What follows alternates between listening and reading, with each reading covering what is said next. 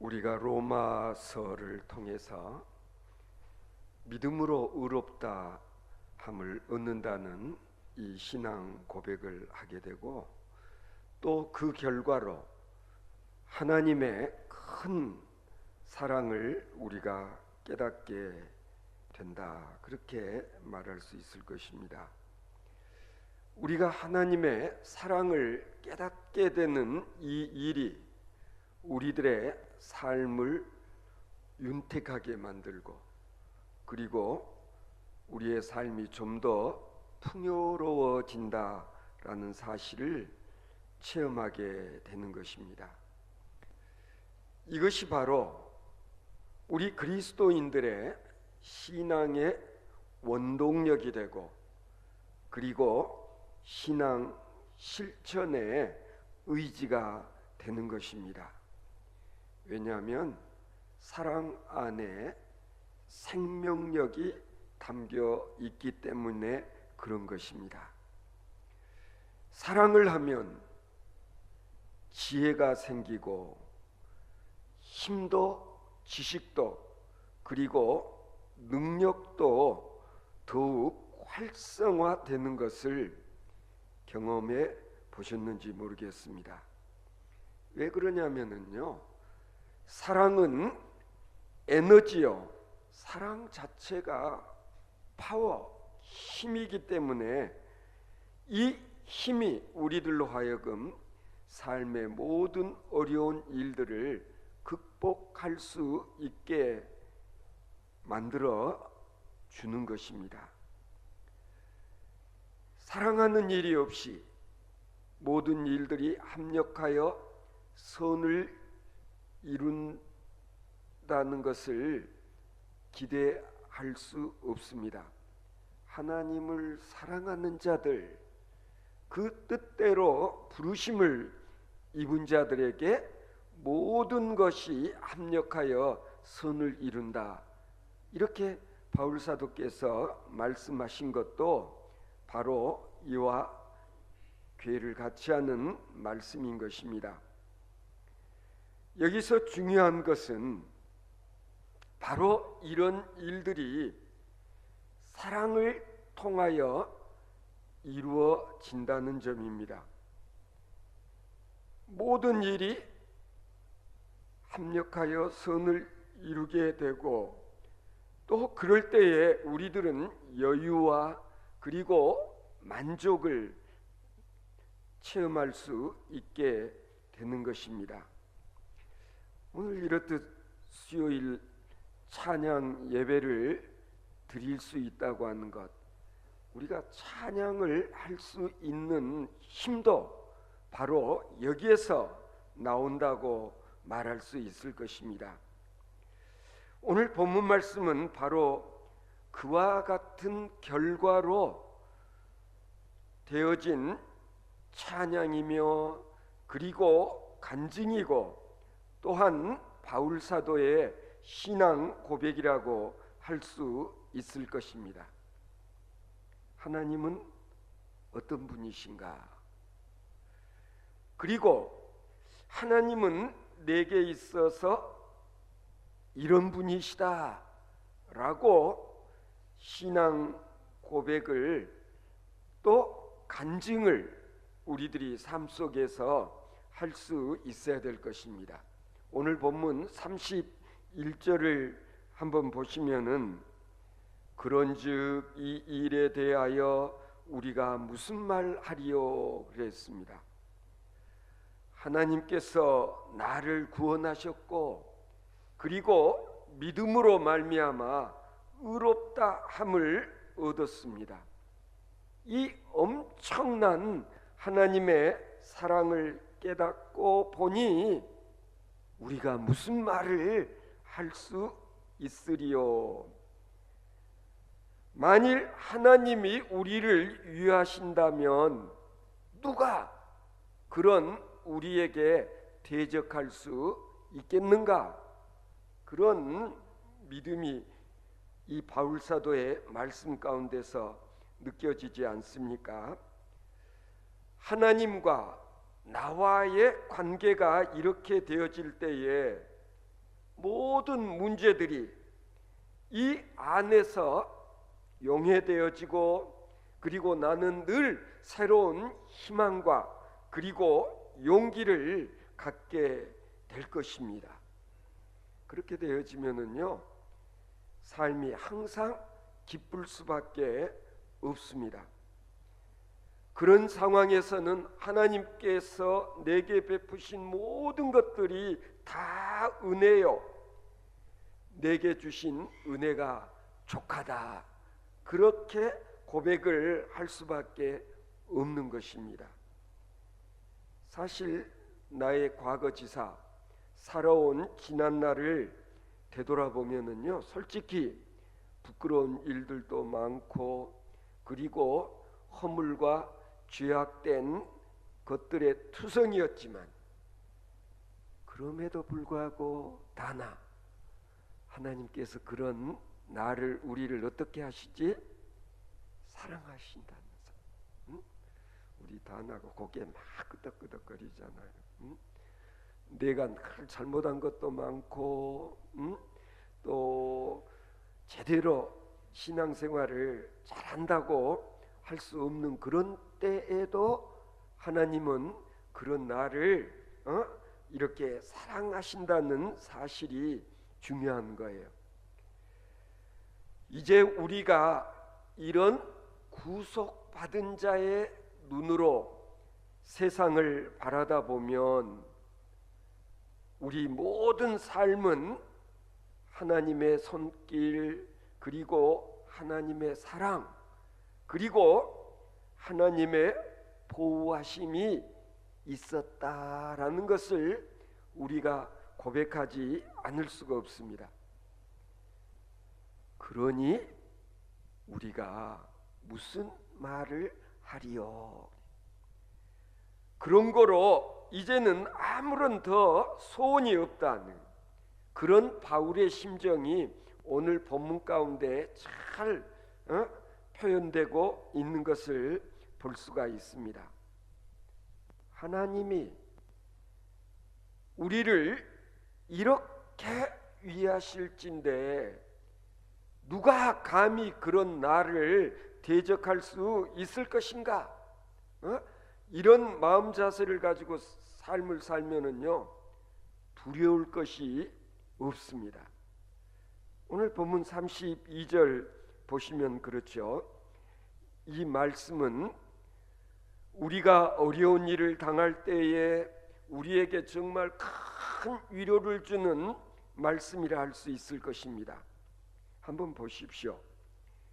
자기 아들을 아끼지 아니하시고 우리 모든 사람을 위하여 내어주신 이가 어찌 그 아들과 함께 모든 것을 우리에게 은사로 주시지 아니하겠느냐?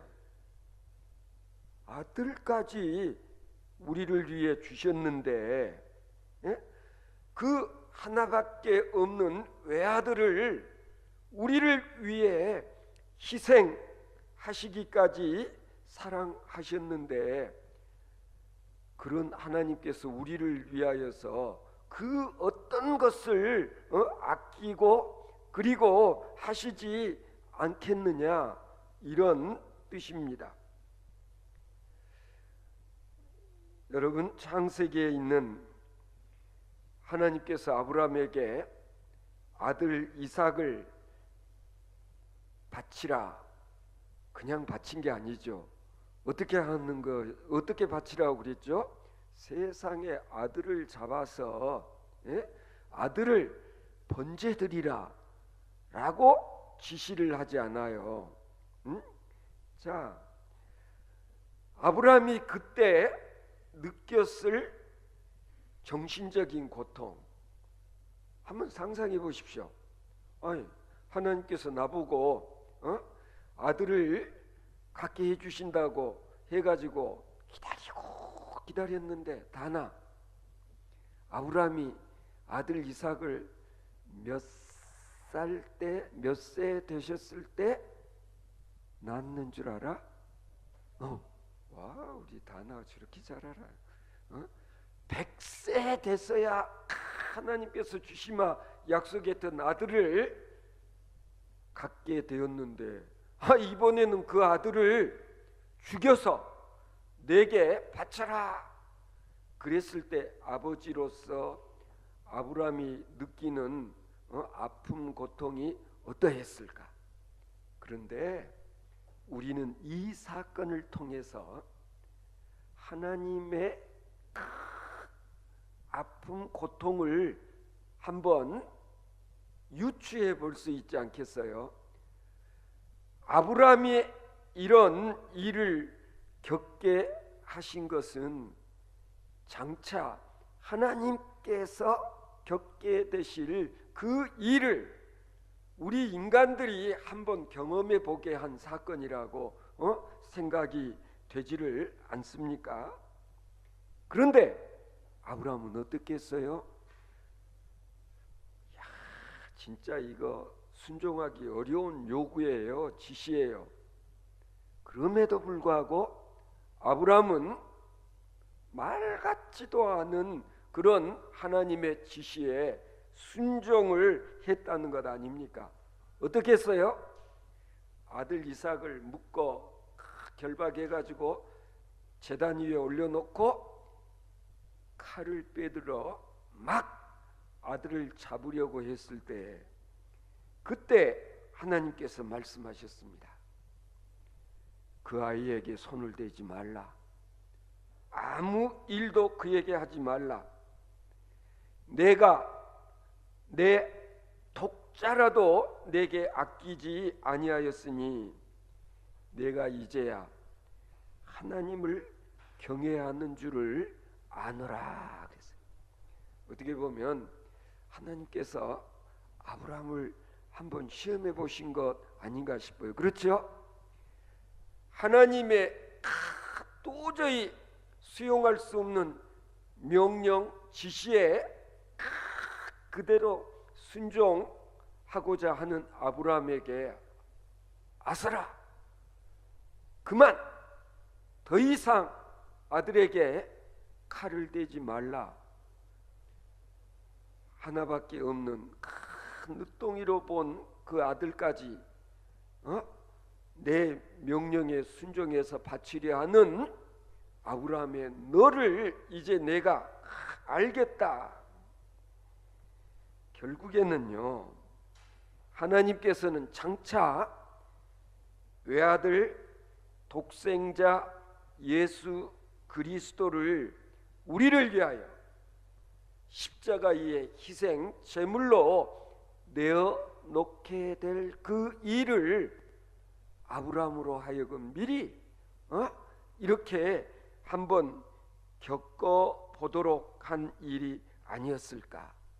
그러니까 아브라함이 얼마나 고민하고 이거 진짜 하나님이 망령이 들지 않았으면 어떻게 이런 지시를 할까 별 생각을 다 하지 않았겠어요? 결국 아브라함과 이 이삭의 이 정말 놀라운 사건은 결국은 하나님의 그 입장을 우리로 하여금 실감하고 이해할 수 있게 하는 사건이라고 생각합니다. 하나밖에 없는 외아들 예수를 저 골고다 십자가 위에 이렇게 죽임을 당하도록 하신 하나님의 그 놀라운 아픔. 그런데 이 십자가 사건이 왜 중요하냐면은 하늘 아버지 하나님께서는 우리를 위하여 정말 외아들을 희생 제물이 되게 하셨으니 그 십자가의 사랑이 얼마나 크고 놀라운 것인가. 그런 옛날 얘기 우리 들은 기억이 있어요. 어느 날 뜬금없이 나이 많은 아버지가 아들에게 얘야, 내가 이제 나이가 많아서 이렇게 노쇠해지고 치매도 올 것 같은데 내가 듣자하니 이 네 아들을 푹 과가지고 그걸 내가 먹으면 내가 기력을 회복하고 그리고 치매도 안 걸린다고 그러더라. 너 나한테 그렇게 해줄 수 있겠니? 아이, 연로하신 아버지가 나에게 그런 주문을 했을 때 다나 같으면 어떻게 했을 것 같아? 응? 다나가 다음에 결혼해가지고 아이를 낳는데 할머니가 된 엄마가 나보고 네 그 애기 가마솥에다가 넣어가지고 푹 붓고 온 다음에 그 국물 나한테 좀 먹을 수 있게 해주라. 그러면은 나는 어떻게 할 것 같아? 응? 말 같지도 않는 일이지, 그렇지? 예. 그런데 실제로 하나님은 정말 우리가 생각하면은 도저히 할 수 없는 그 말 같지도 않는 그런 일을 하나님은 행하셨다. 왜? 진짜 우리를 사랑하셨기 때문에. 그러니까 진짜 엄마를 내가 사랑하는데 우리 사랑하는 엄마를 위해서 정말 내 아이 하나 희생해가지고 그렇게 건강하게 만들 수 있다면 나는 할 수 있어. 왜? 내가 엄마를 사랑하니까. 이걸 우리가 이해할 수 있어야 되는데 그렇게 쉬운 일은 아니거든요. 오늘 본문 33절부터 35절까지 말씀을 한번 읽어보시면은요, 참 이 말씀 가운데는 어떤 은혜의 선언적인 그런 말씀이라는 걸 알 수가 있어요. 이 본문 말씀에 보면은 누가라는 말이 3번씩이나 이렇게 반복되고 있거든요. 33절에 보면 누가 능히 하나님의 택하신 자들을 고발하리요. 하나님께서 나를 의인이라고 인정을 해 주셨는데 그런 나를 누가 감히 죄인이라고 할 수 있겠냐, 이런 얘기거든요. 오늘 아침에도 새벽기도 때 이 마태복음 7장에 있는 말씀, 그러니까 비판하지 말아라, 다른 사람 정죄하지 말아라, 내 눈 속에 들보는 놔두고 다른 사람 눈에 티끌을 문제 삼는 이런 짓 해서는 안 돼. 예수님의 말씀을 상고한 바가 있는데요. 누군가를 비판하고 정죄할 수 있는 것은 이 세상에 하나님밖에 없다. 하나님 외에는 누구도 비판하거나 정죄할 수 없는데 누군가를 비판하고 막 정죄를 하면 네가 하나님의 고난을 영역을 침해한 거나 마찬가지다. 그런 의미로 이 말씀을 우리가 받아들일 수 있는 거예요. 하나님이 나를 용서하시고 이제부터 너가 의인이라고 그랬는데 그런 나를 누가 죄인이라고 할 수 있느냐라는 그런 뜻이 이 말씀 속에 담겨져 있는 거예요. 그리스도인들을 정죄할 자가 없다. 왜? 예수 그리스도의 보혈로 다 용서받았는데 죄사함을 받았는데 누가 우리를 그리스도의 사랑에서 끊으리요? 나와 주님과의 관계는 사랑의 줄로 연결이 되어 있어요. 누가 그리스도와 나와 연결되어진 이 줄을 끊을 수 있느냐? 없다는 거예요. 사랑의 줄이 엮어져 있다는 것이죠. 우리를 정죄할 수 없는 이유를 34절에 보면은 조목조목 바울 사도께서 말씀하고 있습니다. 첫째, 우리를 위하여 우리 대신에 누가 죽었어요? 예수님께서.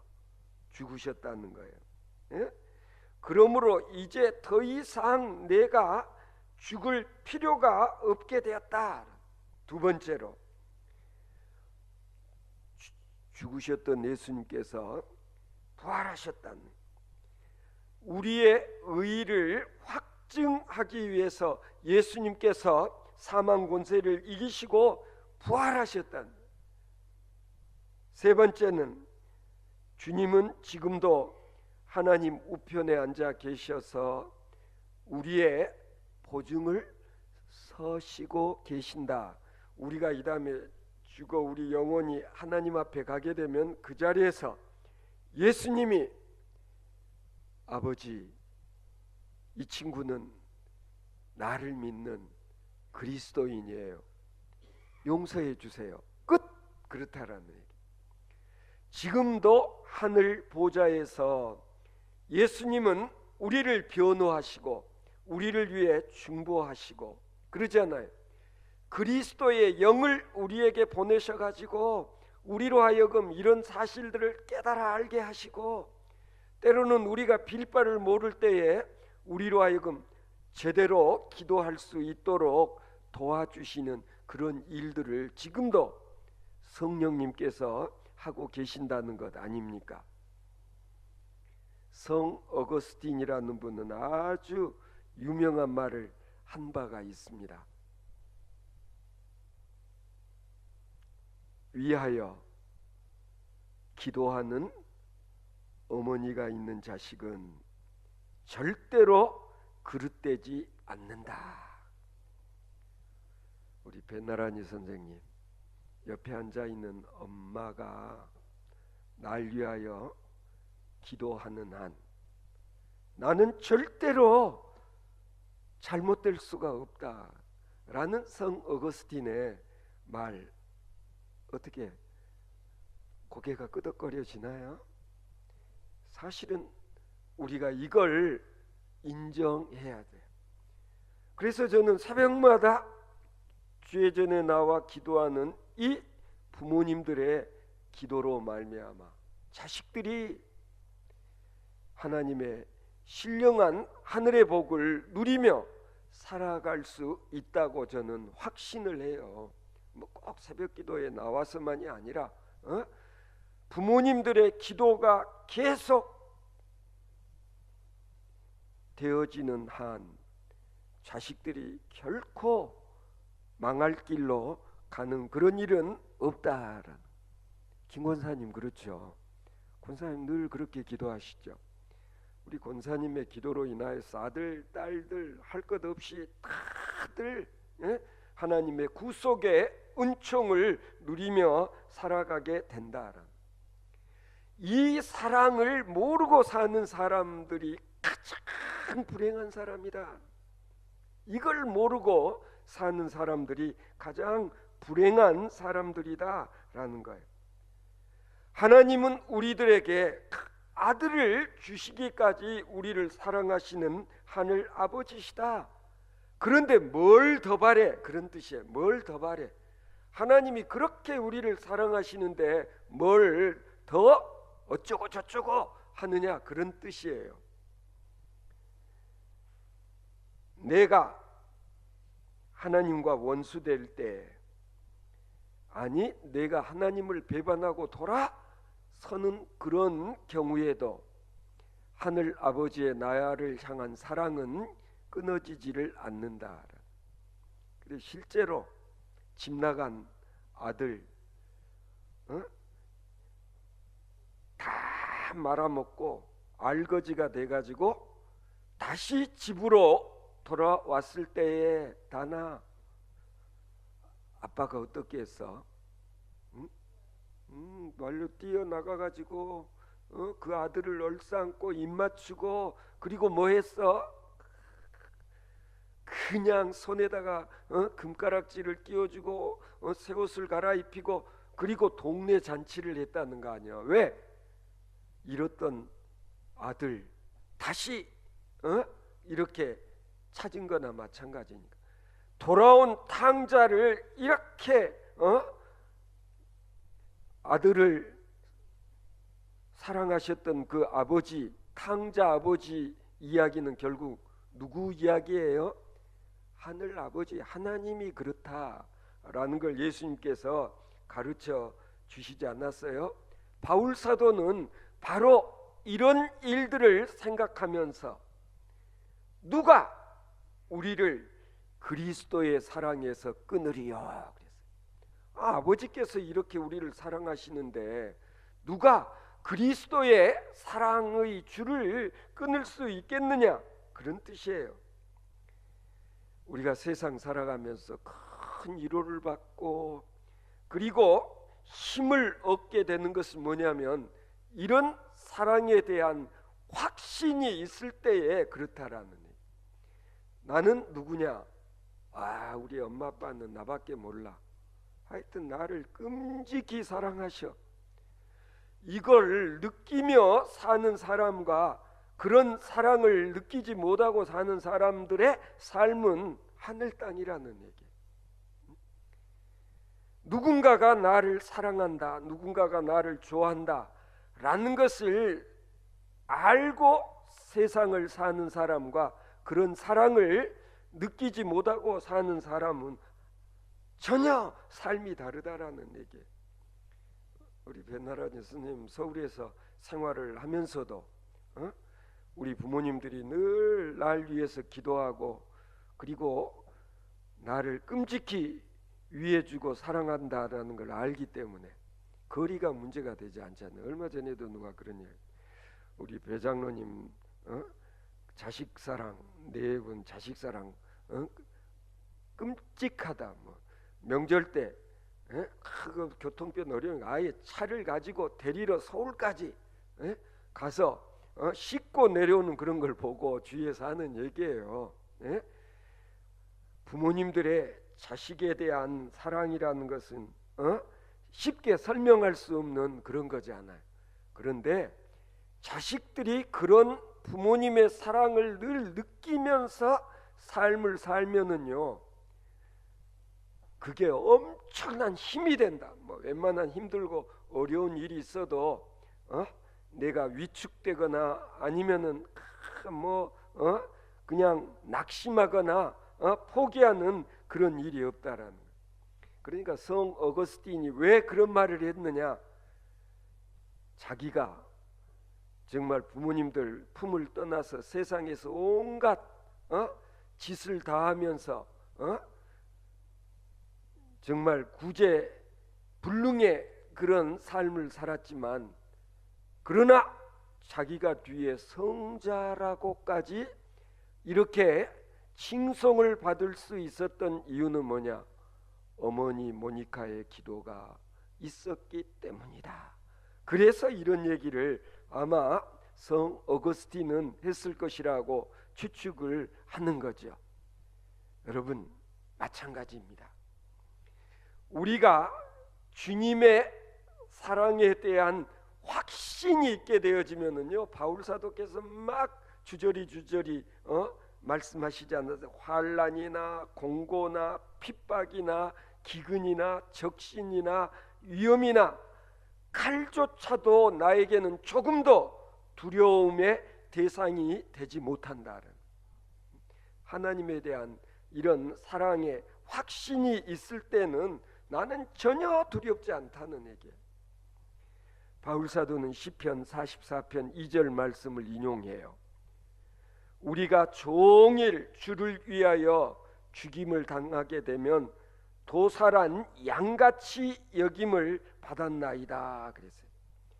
그럴지라도 그리스도의 사랑에 대한 확신이 있기 때문에 나는 조금도 두려워하지 않는다, 그런 뜻이에요.